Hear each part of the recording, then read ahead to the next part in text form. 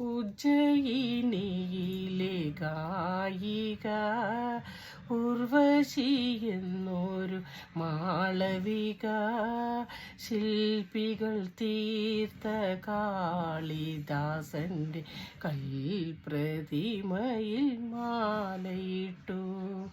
ഉജ്ജയിനിയിലെ ഗായിക ഉർവശി എന്നൊരു മാളവിക, ശില്പികൾ തീർത്ത കാളിദാസന്റെ കൽപ്രതിമയിൽ മാലയിട്ടു.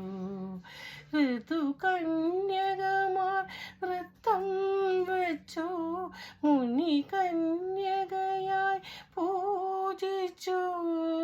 ഹിമഗിരി പുത്രിയായി തപസിരുന്നു അവൾ, സ്വയംവര പന്തലിൽ ഒരുങ്ങി നിന്നു.